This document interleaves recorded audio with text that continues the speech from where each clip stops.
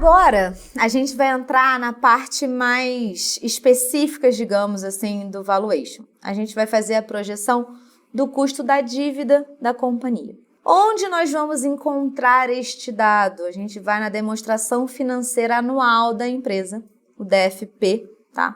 E lá no item de endividamento, a companhia, assim como eu coloquei os prints aqui para vocês na tela, na aba de projeção de KD, toda a composição da dívida circulante e não circulante da companhia, de acordo com as suas taxas e seus vencimentos, tá?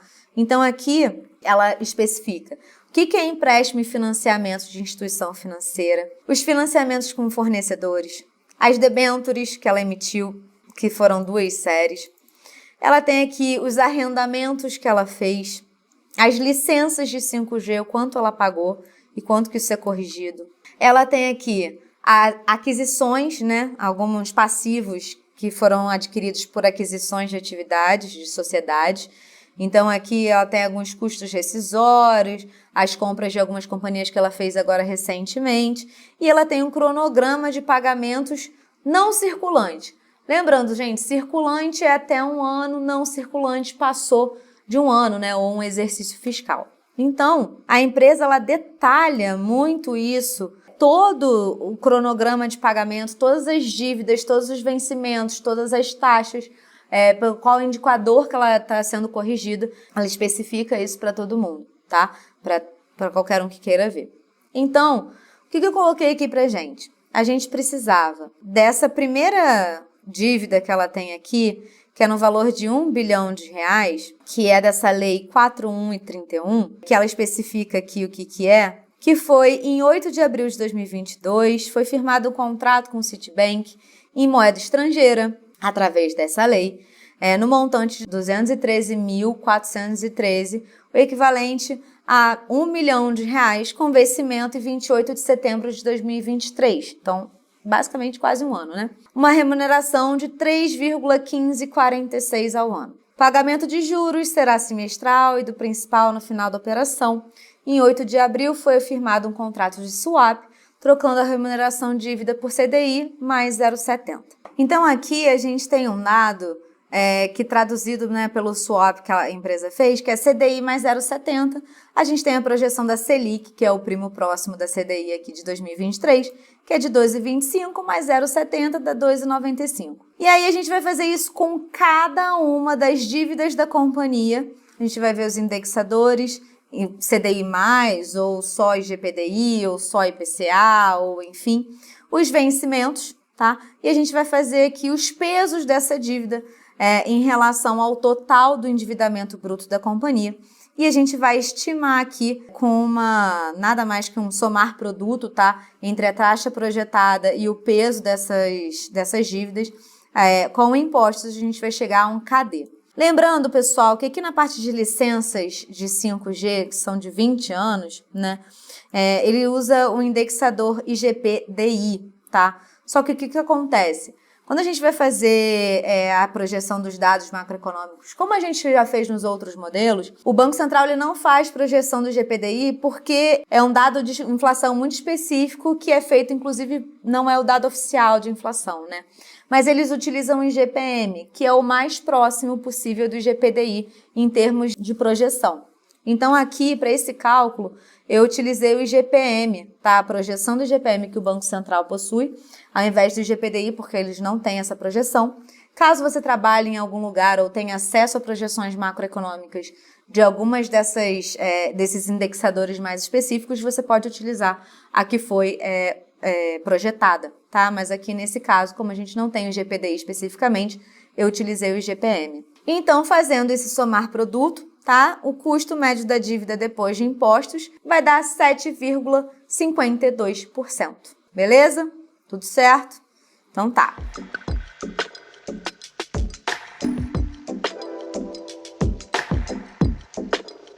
Agora, a gente vai pro WOC, finalmente. O que é o WOC, gente? A gente está falando aqui como taxa de desconto de uma companhia, né? Uma taxa ponderada de desconto da companhia. Então, o que a gente vai utilizar aqui? Primeira coisa, a gente vai utilizar a taxa livre do risco ou risk-free. Onde a gente pega isso? Lembrando que a gente está utilizando os dados fechados de 2022 da companhia. Vamos começar aqui a fazer os cálculos, as premissas que a gente vai utilizar para o cálculo da taxa média de capital da companhia, né, de capital ponderado. A gente está falando aqui que a gente vai começar a utilizar os dados com base em 31/12/2022, que é o último dado disponibilizado pela companhia que a gente tem aqui. Então, taxa livre de risco ou risk-free.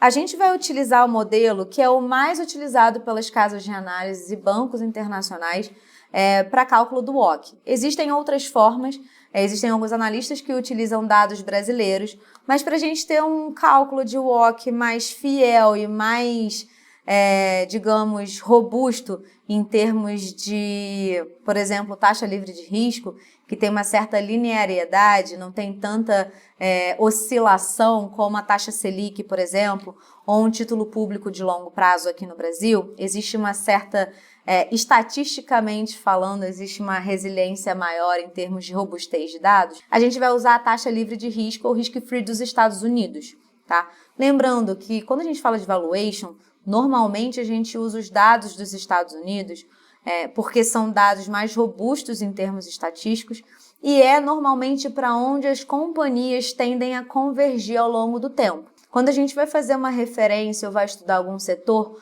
normalmente a gente utiliza os setores e as empresas desses países, como Estados Unidos, Reino Unido e outros, que já estão mais desenvolvidos. É como se a gente tivesse um passo atrás deles, tá? A tendência, em geral, é que as empresas sigam os passos dessas companhias que já estão num ambiente que, em termos regulatórios, em termos de mercado, que já tem uma abrangência maior, além da renda per capita maior também, o que traz maiores possibilidades. Então, quando a gente fala de taxa livre de risco, a gente vai utilizar esse link aqui que eu já coloquei para vocês, que vai baixar automaticamente a planilha do Damodaran. Para quem não sabe, o Damodaran é um dos principais professores vivos de valuation do mundo, um dos mais respeitados, inclusive, também, e ele fornece de forma gratuita em seu site, o seu blog pessoal, dados que são utilizados como base por todos os analistas do mundo para confecção de valuations, tá? Inclusive tem alguns modelos pré-prontos lá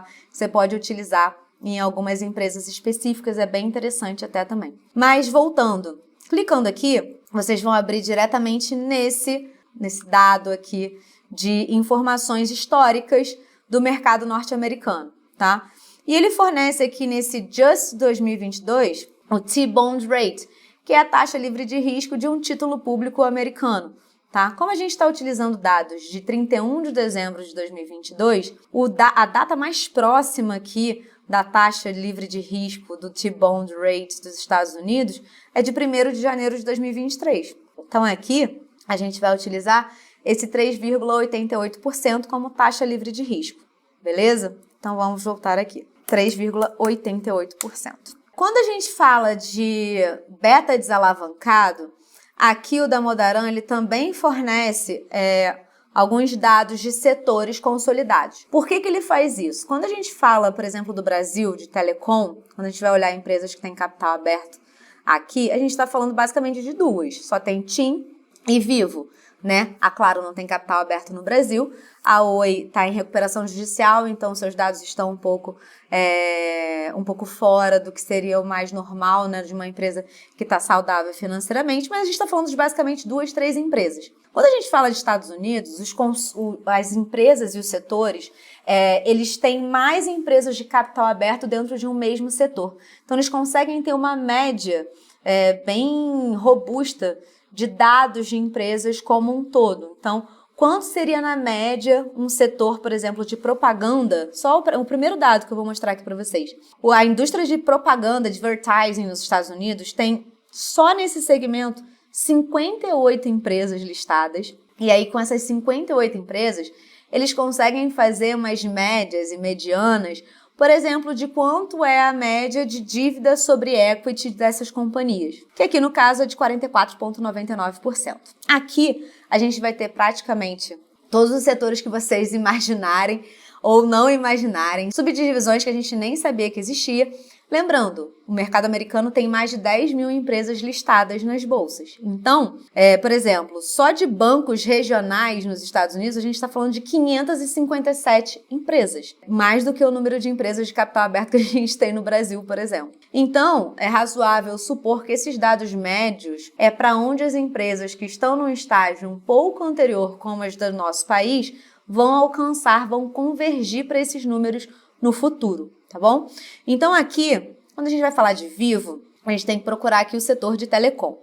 Então, olhando o setor de telecom aqui, a gente se depara com 3 tipos de telecom. A gente está falando de telecom wireless, a gente está falando de telecom equipamentos e a gente está falando de telecom serviços. Olhando para isso tudo aqui, o beta desalavancado, que seria essa unlevered beta aqui, o quinta coluna, eu considerei no nosso valuation o telecom wireless, que seria esse 0,69, tá? De beta, tá? Que é a medida de risco, tirando essa parte de dívida da companhia em relação ao mercado em que ela está inserido. Por que eu considerei o wireless? Por que eu não considerei equipamento? Porque equipamento não é a principal foco da Vivo, por exemplo, e poderia ser até serviços, mas eu acho que ela está entrando muito também nessa parte de wireless, né, de fibra ótica, tem sido um foco muito grande. Então, tende a ser uma mistura entre o wireless e o telecom service. Só que se a gente for olhar, o telecom wireless, né, o beta é um pouco maior, ou seja, é um pouco mais arriscado. O 0,43 de beta desalavancado nos serviços de telecom, 0,47, desculpa, é um valor um pouco baixo, principalmente quando a gente fala de empresas de telecom e compara com os betas que existem aqui no Brasil. Então, o 0,69 me parece ser razoável de ser utilizado. Então, aqui no nosso dado, a gente vai usar o 0,69. Aqui, a gente também tem nesse dado aqui quanto que é, na média dessas empresas de telecom wireless, a dívida sobre o equity, ou seja, o quanto de dívida está, né, o percentual de dívida sobre patrimônio líquido dessas companhias. Aqui a gente tem o número de 65,15, ou seja, 65% do patrimônio dessas companhias é de endividamento, basicamente. O beta alavancado, a gente vai fazer essa conta. A gente vai pegar o beta desalavancado, vai multiplicar por 1 mais o D sobre E, tá? E vai multiplicar por 1 menos os impostos. E a gente vai chegar, finalmente, no beta alavancado. A gente pegou o desalavancado, utilizou os impostos aqui, a carga tributária do Brasil, que a gente tem que adequar ao regime tributário do Brasil, nesse beta alavancado de volta. E a gente vai ter aqui o beta alavancado de 0,99. Ou seja, o que significa dizer isso? O beta de 0,99 significa dizer que a empresa, se o mercado subir 1%, a Vivo vai subir 0,99. Ou as outras telecoms, né? A TIM, no caso.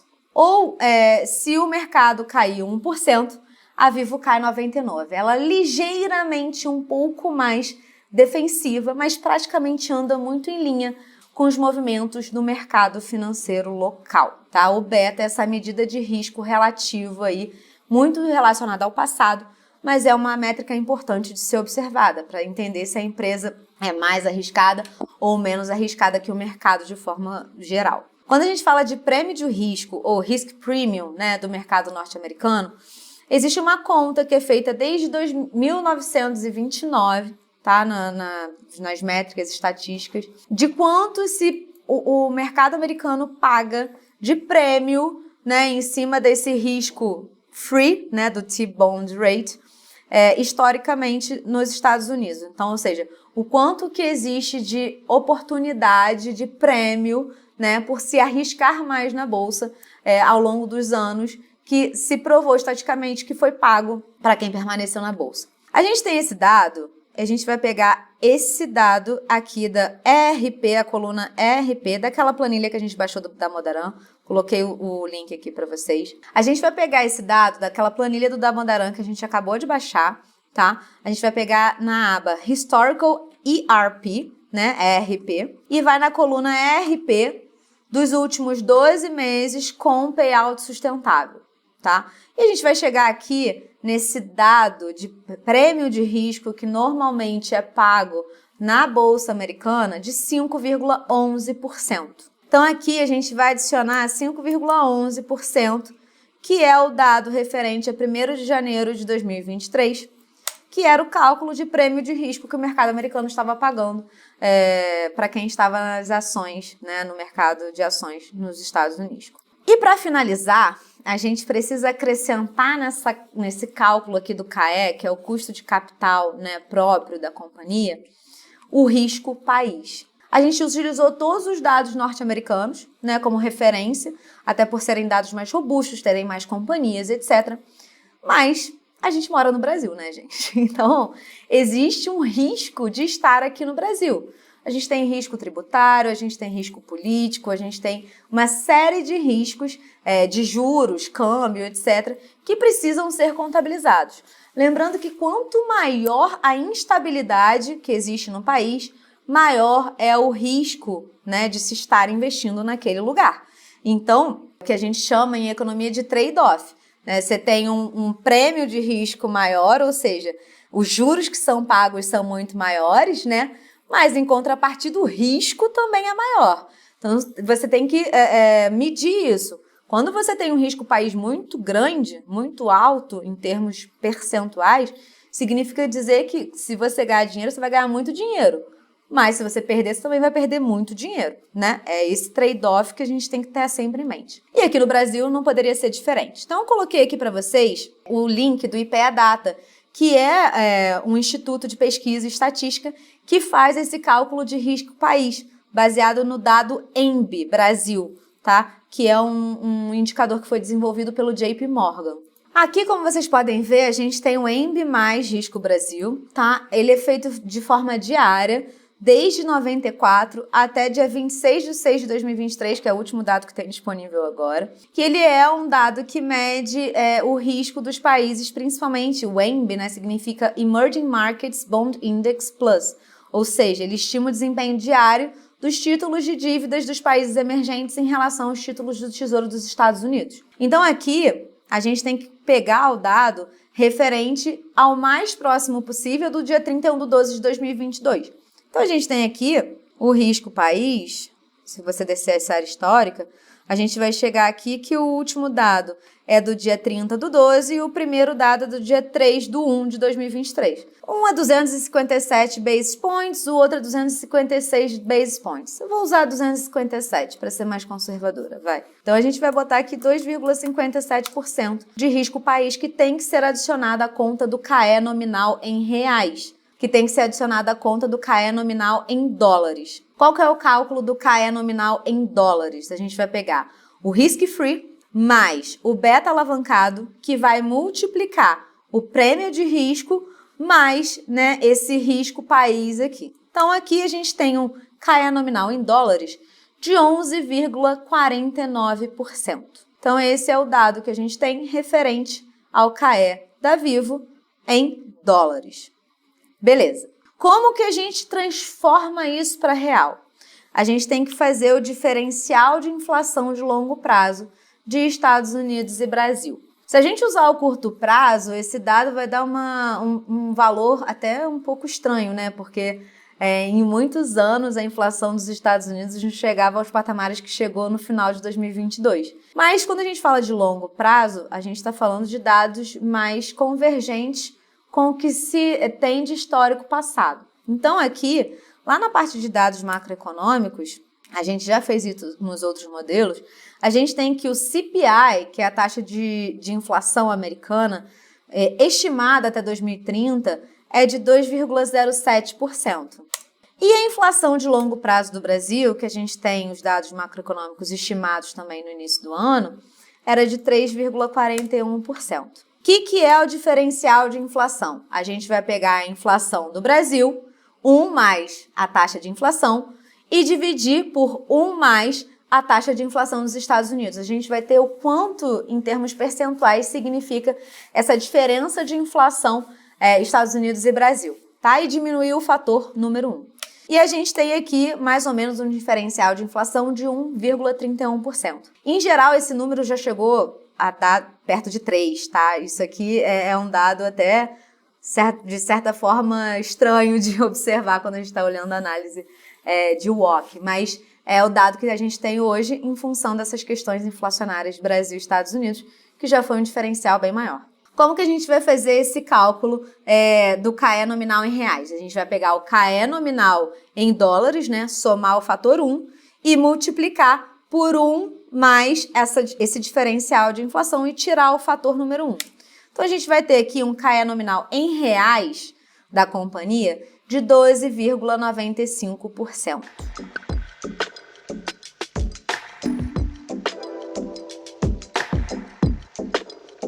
Finalmente, a gente tem que falar do custo médio da dívida. Porque quando a gente fala de taxa média ponderada de capital de uma companhia, a gente está falando da média ponderada entre o custo de capital próprio e o custo da dívida. A gente já fez o cálculo desse KD, né? Desse custo médio da dívida, que está lá na projeção de KD, que foi de 11,39%. Pegando a parte de impostos, que a gente considera que é 34%, a gente está adequando aqui ao regime tributário brasileiro, a gente tem um custo de dívida depois de impostos de 7,52%.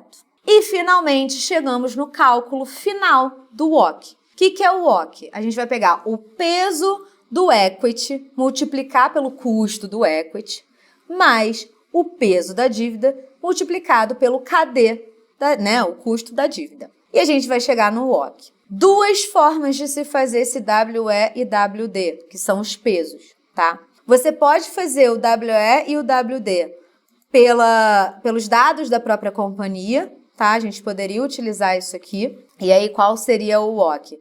A gente teria um WE de 79, né? O peso do equity de 79. E como é que a gente faz esse cálculo? A gente tem que pegar tudo de empréstimo e financiamento, todo o endividamento da companhia, diminuir o caixa, a gente teria dívida líquida, né? Depois disso, a gente tem o market cap, e a gente tem que pegar esse dado referente a 31 de dezembro de 2021, que é o preço que a companhia vale ali naquele dia, e a gente vai ter o capital total, que é o somatório da dívida, mais o market cap, que seria o enterprise value, né? O EV.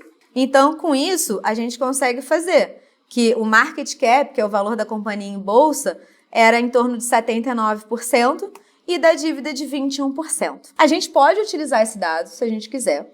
E tem outra forma de fazer também. Vocês lembram que eu peguei o dado dos Estados Unidos que converge, né, para onde converge a média das empresas, a taxa de dívida sobre equity que todas as empresas de telecom wireless nos Estados Unidos chegam, mais ou menos, que é esse 65,15, a gente pode utilizar também este dado. Foi o que eu fiz aqui, mas vocês podem utilizar o outro dado, se vocês quiserem. A gente vai pegar 1 e dividir por 1 mais essa taxa média de dívida sobre equity dos Estados Unidos das empresas de wireless. A gente vai chegar aqui num peso médio das companhias de 61% de peso de patrimônio, tá? De capital próprio. E aí, né, 100 menos 61, você tem 39% de peso de dívida, que é o cálculo que a gente pode fazer. Esse é uma forma, ou você pode fazer da companhia diretamente também, não tem problema. Existem essas duas formas de se fazer.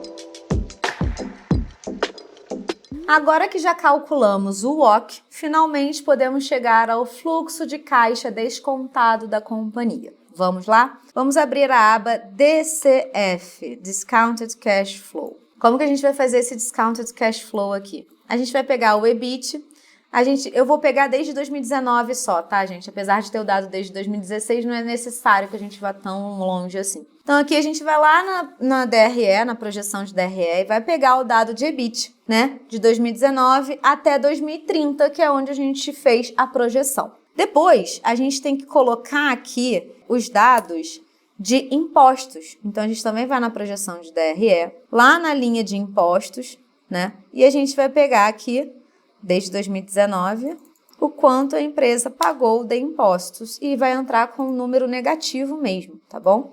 E vamos levar isto até 2030. Então, com isso, a gente terminou a projeção, né, da taxa ponderada de capital da companhia, o famoso WOC, e finalmente vamos começar na próxima aula o fluxo de caixa descontado para finalmente entendermos o quanto vale a Vivo, a Telefônica Brasil, em termos de acordo com as premissas que a gente adotou aqui.